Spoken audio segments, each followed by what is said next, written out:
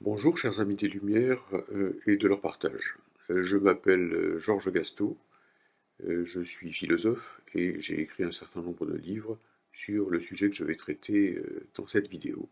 En particulier, un livre qui est paru il y a quelques années aux éditions d'Elga sous le titre Dialectique de la nature vers un grand rebond.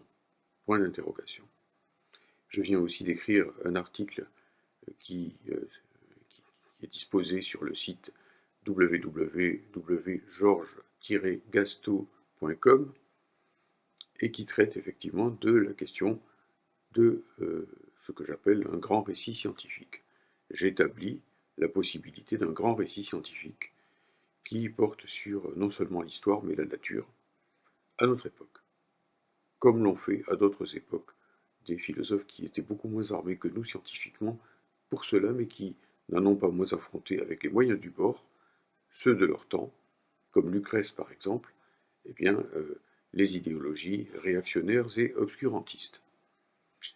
Alors, donc le thème de cette vidéo, c'est la défense de cette idée qu'il faut un grand récit, un grand narratif, pour employer un terme d'origine anglo-saxonne, pour notre époque, un grand récit scientifique et progressiste. Nous n'avons pas le choix. Nous n'avons pas le choix. Il y a une bataille culturelle immense qui se déroule à l'échelle de la planète entière, entre d'un côté les partisans des conceptions obscurantistes qui marquent beaucoup de points depuis un certain temps, et notamment depuis la chute de l'URSS, où le principal rempart mondial des Lumières, c'est-à-dire le premier pays issu de la Révolution d'octobre et donc le premier pays socialiste de l'histoire, a été abattu du dedans, pris par le donjon avec l'aide de Gorbatchev. Et depuis lors, effectivement, eh bien, les capitalistes sont quand même largement maîtres du jeu, même si, évidemment, de plus en plus, il leur faut compter avec, par exemple, la Chine. Cela dit, effectivement, il est nécessaire de se rendre compte qu'à notre époque, un grand récit scientifique et progressiste est nécessaire, parce que s'il n'y a pas cet arrière-plan, eh bien, la bataille culturelle ne peut qu'être perdue. Un grand récit scientifique qui permet effectivement de comprendre où l'on est dans l'histoire, où l'on est même dans l'évolution biologique, l'évolution même du cosmos, la cosmogénèse, comme on dit. Si l'on n'est pas armé de tout cela, eh bien on a en face de soi toutes sortes de narratifs réactionnaires qui emplissent en quelque sorte l'air du temps, qui asphyxient, qui enveniment l'air du temps, et qui sont propices évidemment à toutes les aventures contre-révolutionnaires, réactionnaires, fascistes, militaristes, aux marches en avant vers une guerre mondiale et autres fantaisies, si je puis dire, exterministes visant notre époque. Il faut répondre donc non seulement par des batailles concrètes, des batailles immédiates, des batailles sociales, des batailles idéologiques sur toutes les questions du jour, mais aussi plus fondamentalement, plus philosophiquement. La philosophie n'est pas un à côté de la lutte politique, elle est centrale, elle forme le socle de la lutte politique en quelque sorte, et elle lui permet d'avoir son assise et pour ainsi dire son élan. S'il n'y a pas de socle philosophique pour mener les luttes idéologiques, et aussi évidemment les combats politiques, les combats sociaux et même les combats syndicaux les plus immédiats, eh bien nous ne pouvons qu'être défensifs. Et quand on est constamment défensif, eh bien on perd, car la meilleure défense, tout le monde le sait bien, c'est un vieux principe dialectique, la meilleure défense c'est l'attaque. Pour passer à l'attaque, pour être offensif, il nous faut à nouveau de grands récits scientifiques qui ont pu exister d'une façon ou d'une autre dans le passé, mais qui ont été en quelque sorte balayés par toutes sortes d'idéologies contre-révolutionnaires. Alors, je campe d'abord, pour commencer, ce panorama des luttes existant à l'heure actuelle entre les grands récits. Car ils existent, ils sont là, y compris chez ceux qui les dénient et qui disent qu'ils n'ont pas de place, qu'ils ne doivent pas exister.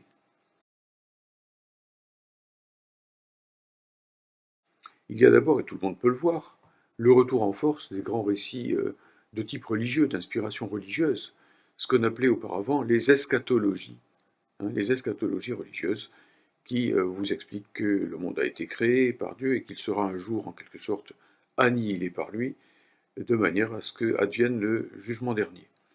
Tout cela s'accompagne évidemment de messianisme, qu'il s'agisse de messianisme néo-chrétien, qu'il s'agisse d'un messianisme d'inspiration juive, et ainsi de suite. Et donc on vous annonce la fin des temps. Évidemment, tout ça n'est pas très réjouissant. Et donc des hommes qui attendent la fin des temps ne peuvent pas être bien optimistes, ni même construire consciemment leur vie et collectivement leur vie, encore moins faire la révolution et aller vers le socialisme, puisque, en quelque sorte, si j'ose dire, la messe est dite et la fin du monde nous est promise. Ça, c'est le grand récit eschatologique. Vous me direz qu'il n'est pas partagé dans un pays laïque comme la France, par la majorité de la population, et je m'en félicite, mais à l'échelle mondiale, eh bien, ce genre de choses marque des points. Et il y a des sectes de toutes sortes qui, à l'heure actuelle, comptent des centaines de millions de membres et qui sont l'arrière-plan, en quelque sorte, par exemple, des victoires qui ont été remportées ces dernières années en Amérique latine par des personnages aussi réactionnaires que l'Argentin Milei ou que le Brésilien Bolsonaro. Sans parler de Trump aux États-Unis, dans l'arrière-plan idéologique, et ce qu'on appelle l'évangélisme, lequel mérite d'ailleurs fort peu ce nom, car évidemment, pour les évangélistes à la Trump, si j'ose dire en employant une expression de Georges Brassens, l'évangile, c'est de l'hébreu. Alors voilà, ça c'est en quelque sorte, je dirais, bon, le grand récit réactionnaire et obscurantiste de première main, qui est efficace du point de vue de la bataille de masse, et qui forme l'arrière-plan des contre-attaques réactionnaires de toutes sortes, y compris sur le plan social et politique. Après, il y a une forme plus raffinée de nihilisme, en quelque sorte. C'est destiné plutôt aux intellectuels, ce qu'on a appelé le postmodernisme, qui vous explique que voilà, le combat des Lumières était controuvé, que cette idée que l'homme pouvait marcher vers le progrès, que les Lumières étaient l'avenir de l'humanité, que le passé était porteur de ténèbres, ce grand récit, simpliste certes, mais au moins progressiste, n'a plus de place. Et tous ces gens vous expliquent effectivement qu'à notre époque, eh bien, l'histoire balbutie, qu'il n'a plus de véritable finalité, et que donc vous n'avez qu'à regarder autour de vous, tout est violence. L'histoire est en quelque sorte, comme le dit Macbeth dans la pièce de Shakespeare, un récit raconté par un pauvre acteur qui balbutie sur la scène, un récit en quelque sorte qui n'a aucun sens. Hein. Bon, voilà, donc ça, c'est en gros, je caricature un petit peu, mais ça va dans ce sens, ce que disent les postmodernistes, qui vous disent, allons, l'idée de sens de l'histoire, l'idée d'un progrès quelconque, l'idée, à plus forte raison, d'un sens possible de l'évolution, par exemple biologique, tout cela n'a pas de sens, et c'est le cas de le dire, et par conséquent, eh bien, l'homme se retrouve en quelque sorte dans une espèce de caverne avec un fanal vacillant, et il n'y a pas beaucoup d'espoir pour lui.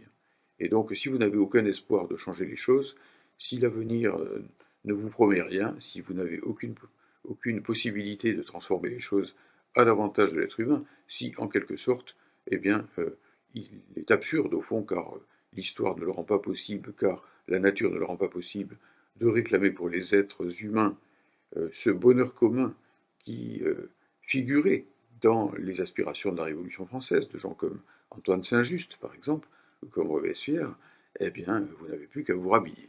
Et donc, c'est la capitulation devant, en réalité, les eschatologies réactionnaires traditionnelles, les eschatologies de papa et de grand-papa, si je puis dire, qui viennent aussitôt meubler le terrain. L'idéologie a horreur du vide. Et si on ne mène pas la bataille, si on lui laisse le terrain, si en gros les philosophes disent l'idée de sens n'a pas de sens, ou plutôt il n'y a que l'idée de non-sens, ou mieux encore, puisque Camus est à la mode à nouveau, eh bien la seule philosophie qui vaille, c'est la philosophie de l'absurde, ne vous faites pas de soucis, c'est pour, non pas les intellectuels, mais pour les larges masses populaires qui ont besoin d'espoir, les eschatologies traditionnelles qui vont prendre la place.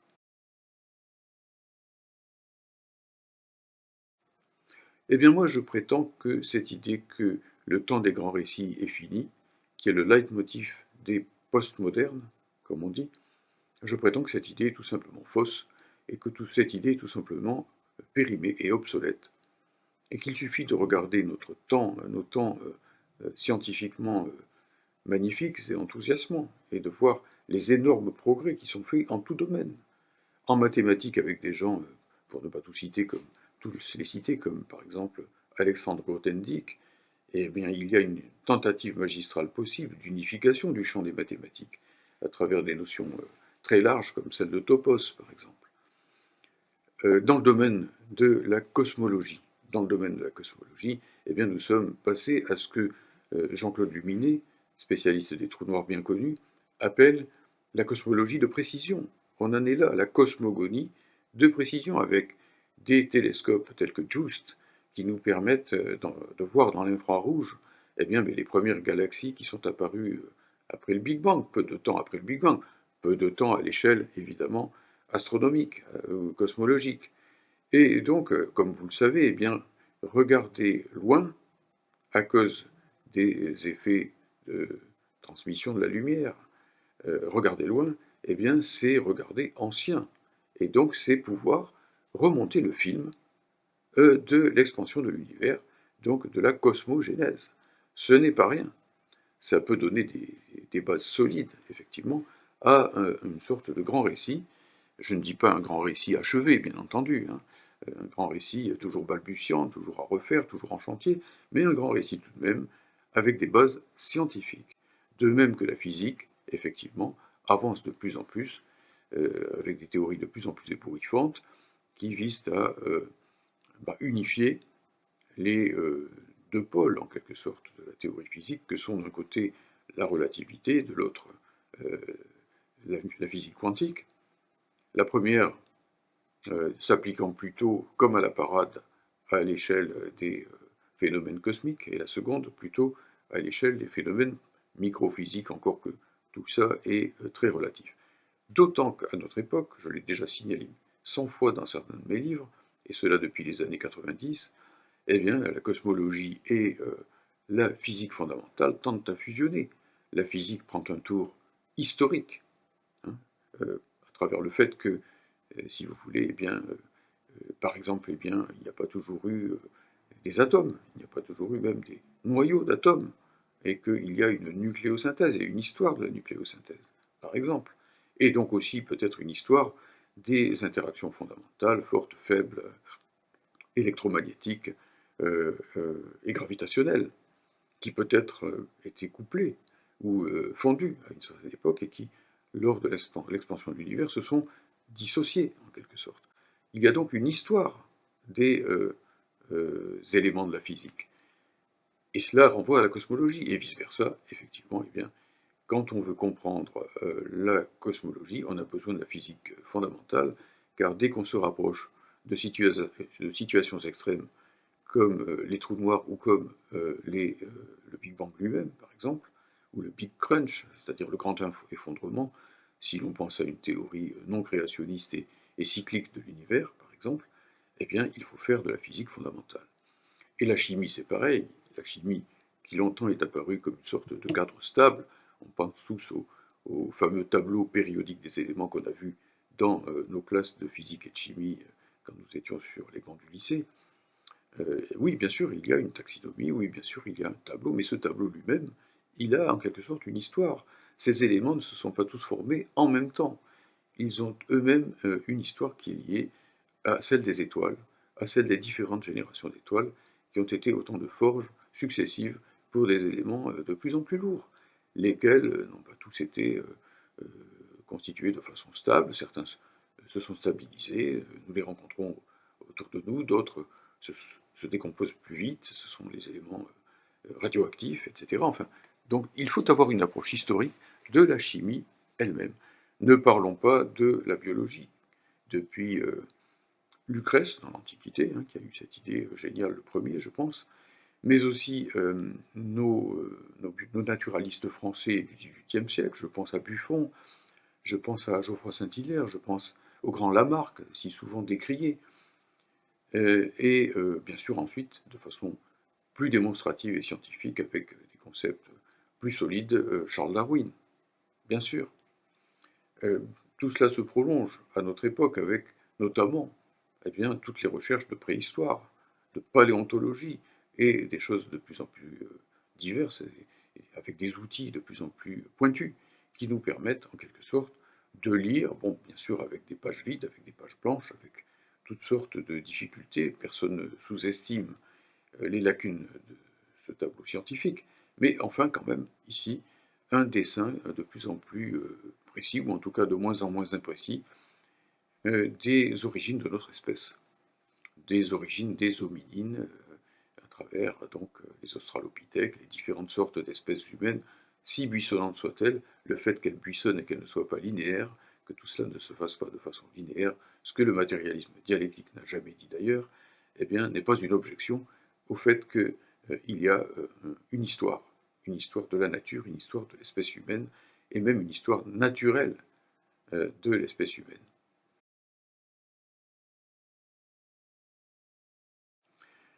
Ne parlons pas bien sûr des aspects, comment dirais-je, historiques proprement dit, au sens étroit du terme, de l'histoire humaine, qui ont été éclairés, alors d'une part sur des bases initialement, je dirais, idéalistes, par des gens comme Vico, comme Kant et surtout comme Hegel, ou Condorcet en France par exemple, peut-être un peu naïves bien sûr, mais c'est normal de commencer par des choses un peu naïves, mais qui ont été éclairés de façon beaucoup plus scientifique par Marx et Engels et leur conception du matérialisme historique, qui nous montre bien qu'il y a un développement de l'histoire des sociétés, que l'homme est un être qui accumule des outils, des techniques, dont le corps est fait justement de telle façon, avec la libération de ses mains, avec la station debout, avec le développement du cerveau, avec les organes de la phonation, avec une enfance relativement longue, même très longue par rapport aux autres mammifères, eh bien l'homme est capable,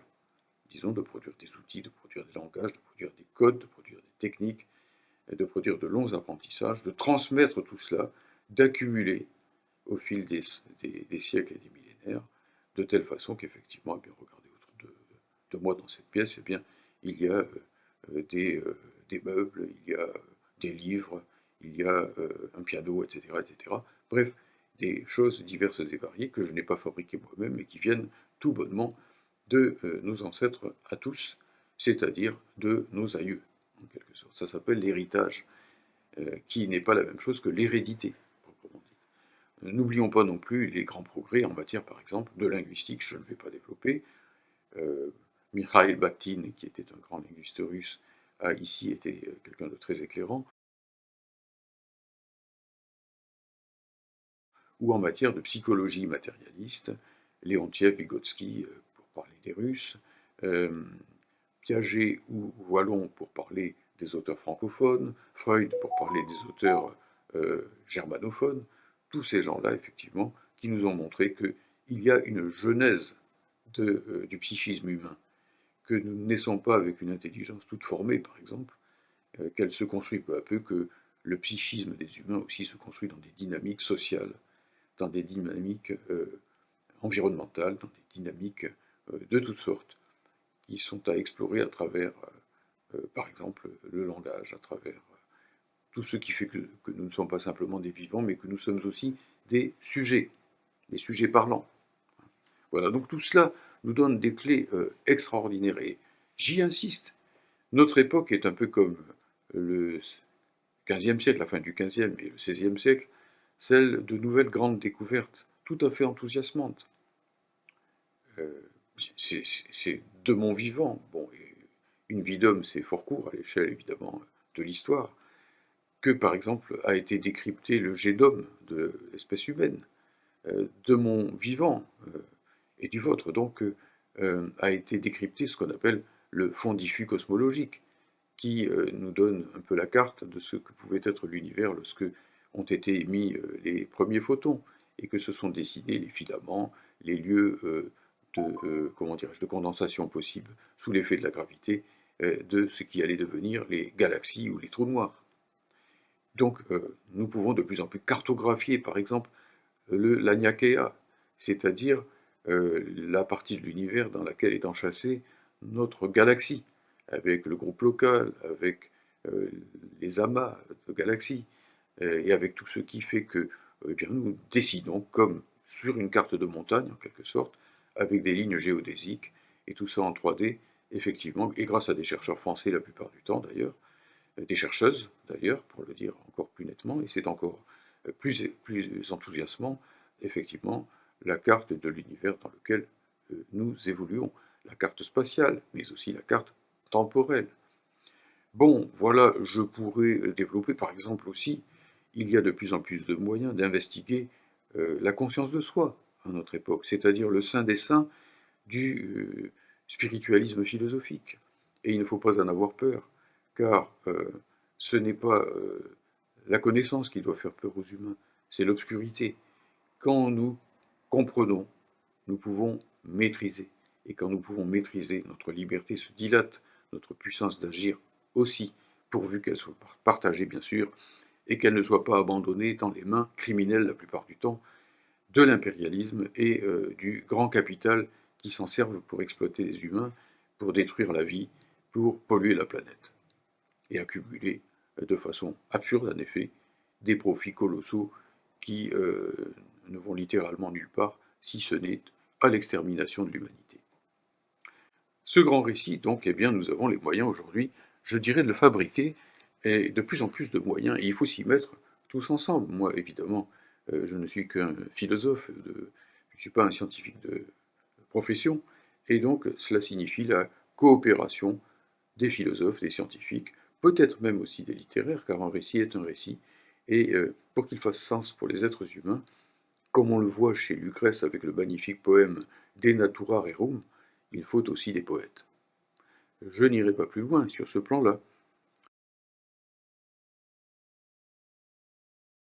Je dirais simplement maintenant que pour répondre à des objections que vont me faire nécessairement toutes sortes de comment dire, d'intellectuels un peu académiques, si j'ose dire, eh bien, j'ai tenté de le faire.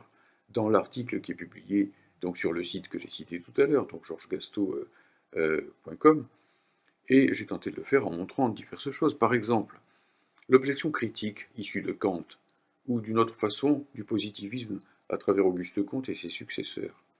Eh bien, cette objection dite critique qui nous dit attention, pas de dogmatisme, nous ne connaissons pas la nature telle qu'elle est, mais seulement telle que nous la voyons à travers nos catégories intellectuelles et les formes de notre sensibilité.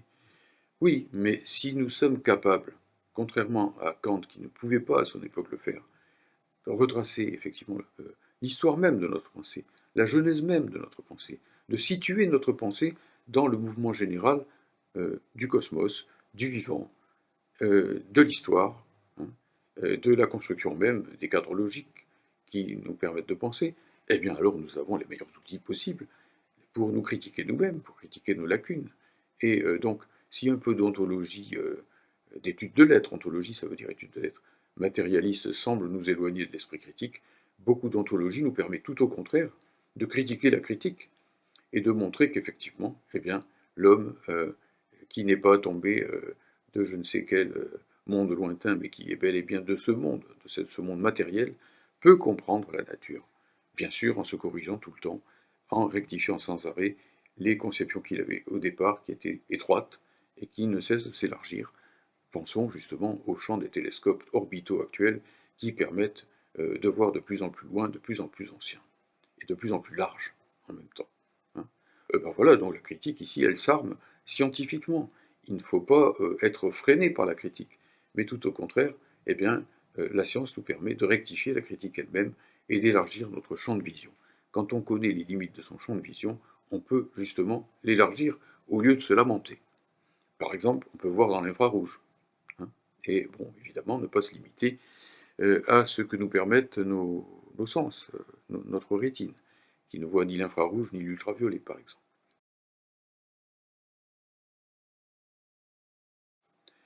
Bon, alors voilà, ça c'est un premier élément. Le deuxième élément, c'est que nous ne partons pas de rien, que les outils pour construire, pour architecturer en quelque sorte ces grands récits, eh bien, nous les avons. Ils ont été légués par Hegel avec sa magnifique logique dialectique, dont il ne tient qu'à nous d'en tirer non plus une logique idéaliste, spéculative, comme il l'a fait lui-même, mais une grande logique diamatérialiste.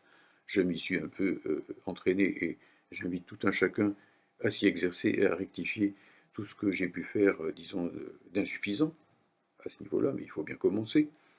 Et aussi les grands outils du matérialisme dialectique, qui nous permet, à travers l'idée que eh bien, le monde est matière en mouvement, à travers l'idée que La contradiction est la racine de tout mouvement, la contradiction non pas au sens d'une contradiction logique du style une pierre en bois ou je ne sais quelle ânerie, mais la contradiction au sens de Hegel, la négation de la négation par exemple, nous permet de comprendre comment le monde porte en lui ses propres dynamiques, comment il est, disait Georges Politzer, autodynamique, et comment par conséquent il se déploie en des formations toujours nouvelles, qualitativement nouvelles, bien que substantiellement le monde soit lui-même évidemment constitué d'une seule et même substance, qu'on appelle la matière. Enfin, même si on veut élargir la matière à l'énergie, il n'y a aucun souci. La matière est en mouvement, et donc l'énergie est matérielle.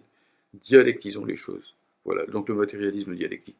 Mais je ne peux pas développer ici, donne de puissants outils logiques, en quelque sorte, pour tracer, en quelque sorte, ce grand récit, pour donner, en quelque sorte, le papier et le stylo qui permettent de l'écrire.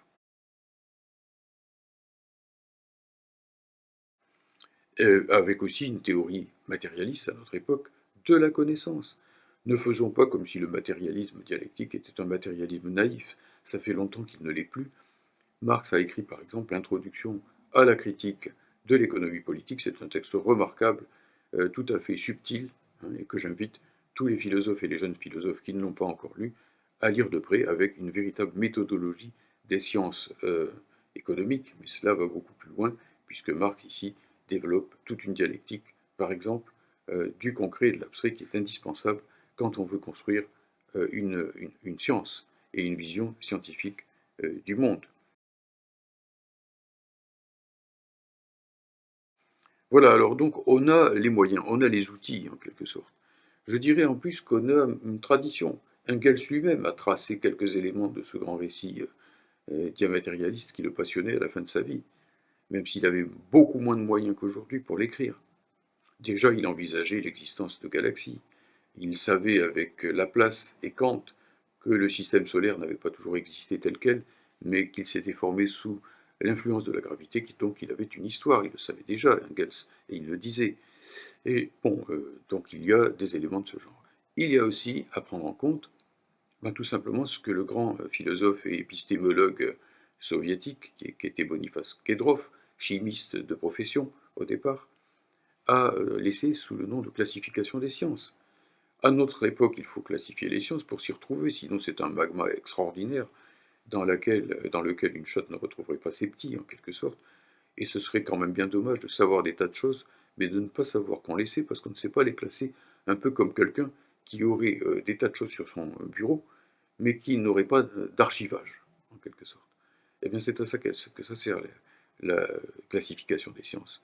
Il faut les classifier les unes par rapport aux autres en fonction de leurs objets, qui sont plus ou moins généraux, qui sont plus ou moins anciens dans un certain sens. Et les deux choses marchent ensemble. Par exemple, effectivement, eh bien, l'histoire du cosmos anticipe, précède plutôt, eh bien, l'histoire des éléments chimiques. Il n'y a pas toujours eu des éléments chimiques.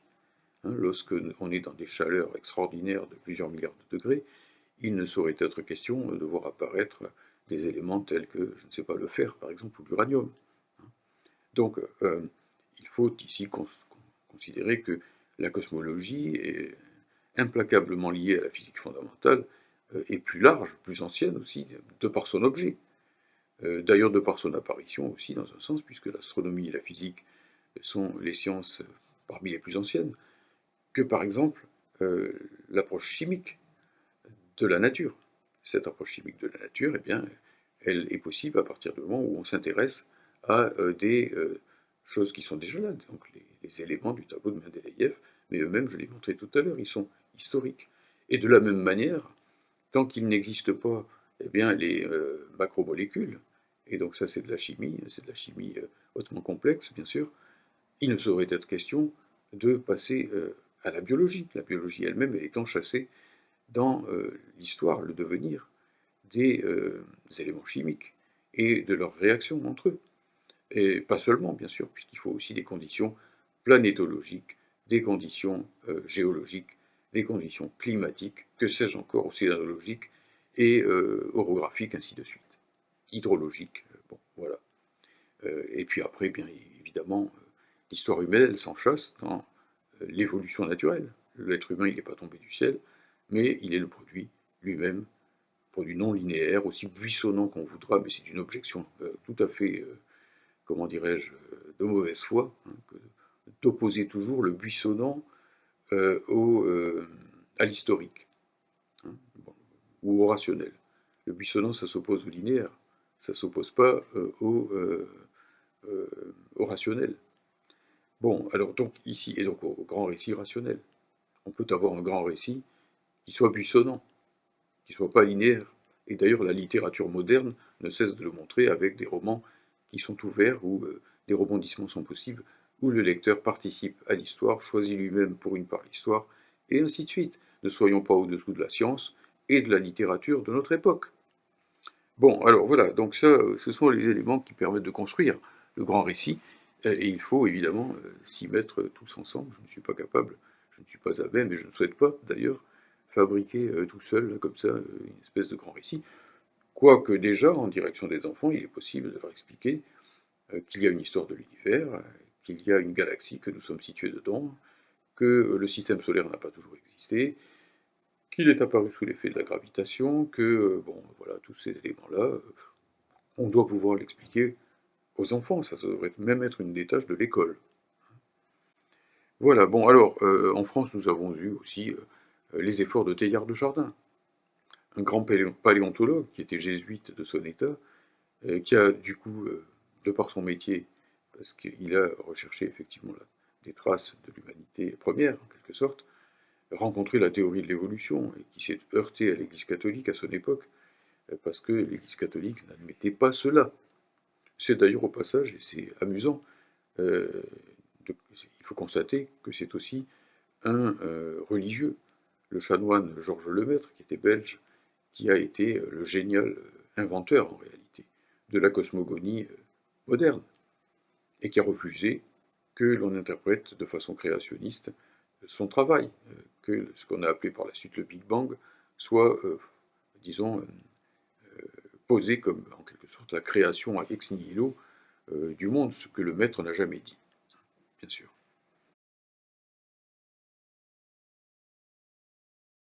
Donc on a tout ça, on a un chantier considérable, on a des outils, on a des matériaux, on a des grandes découvertes qui sont non moins importantes à notre époque finalement que celles qui ont permis effectivement à Magellan de faire le tour du monde, par exemple. Et donc il s'agit effectivement de les mettre en œuvre, et de les mettre en œuvre aussi pour des raisons fondamentales, notamment pour mener ce que j'appellerai, et je finirai là-dessus, la bataille du sens.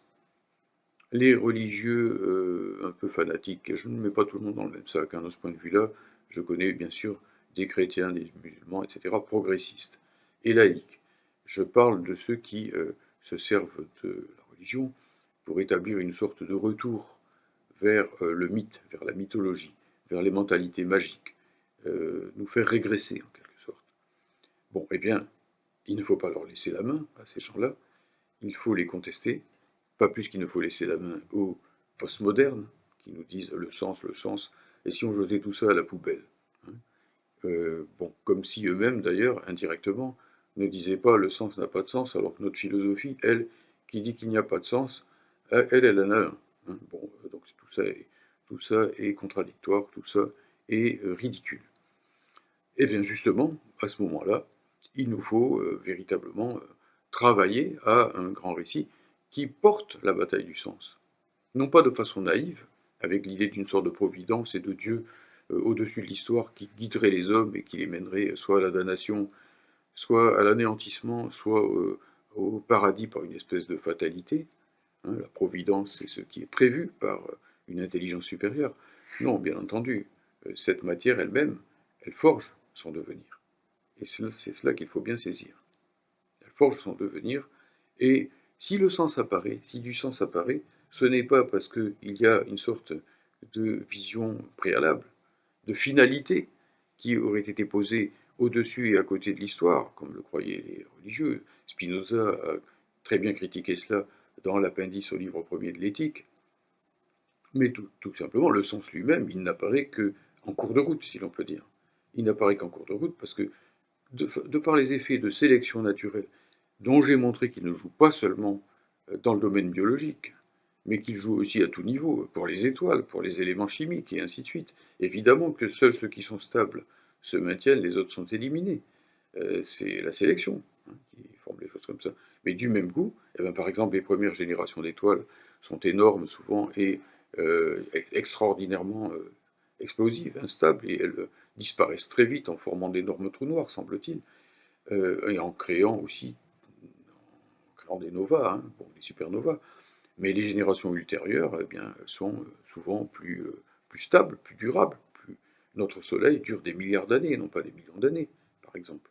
Eh bien, du coup, apparaissent des éléments qui sont capables de se stabiliser, et donc, en quelque sorte, bien, de maintenir en eux-mêmes les conditions de leur propre vie, en se défendant quelque part contre l'environnement qui a permis leur apparition, mais qui, s'il changeait un tant soit peu, pourrait aussi permettre leur disparition immédiate.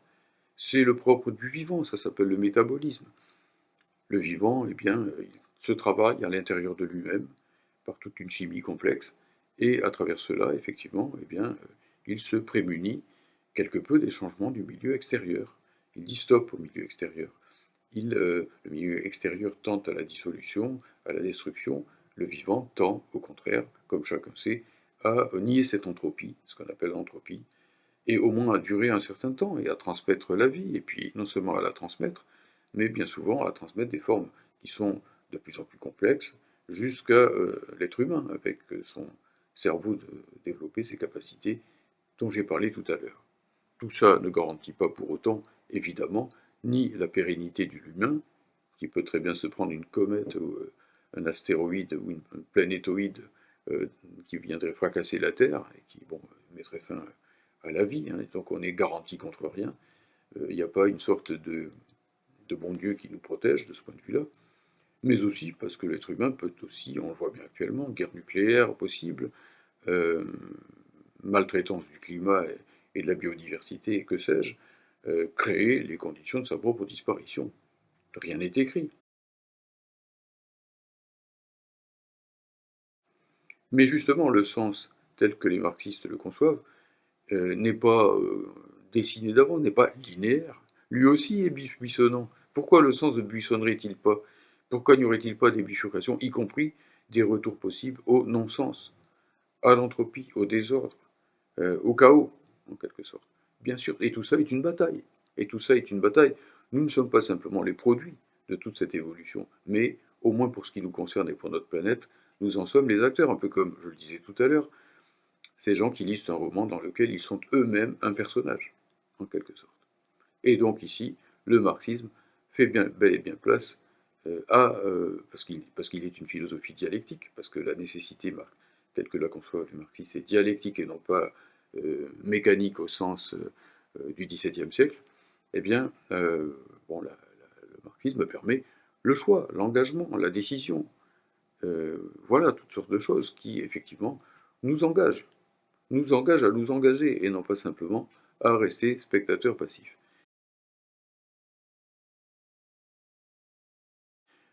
Je dirais que si ce grand récit se met en place, et il est à mon avis urgent d'y travailler, eh bien ça signifiera forcément qu'il sera un grand récit fort différent des récits religieux, puisque ça sera un récit ouvert, ça sera un récit lacunaire, où bien des pages seront blanches, mais tant mieux, en un sens.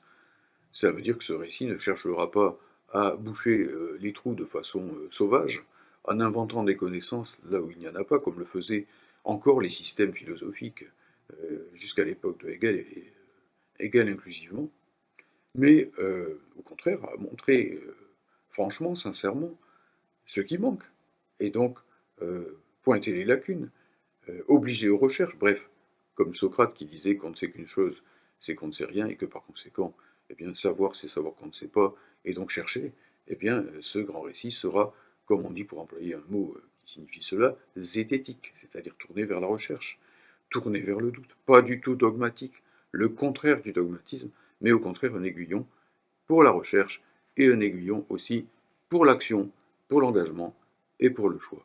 Travaillons-y ensemble. Dans cette sombre époque réactionnaire dominée par des personnages tels que Trump, hein, bon, qui va envahir le Venezuela qui fait semblant de signer la paix à Gaza alors qu'il veut une extermination sous d'autres formes, et j'en passe, avec des Macron qui ne rêvent que de guerre continentale avec la Russie pour construire son maudit État fédéral européen dangereux et en devenir si possible le premier président, eh bien sûr que nous avons aussi besoin de points d'appui pour l'espérance, de points d'appui pour l'engagement, de points d'appui pour l'action.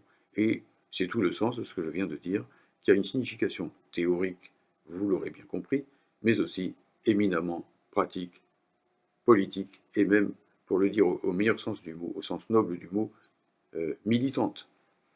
Et je vous remercie.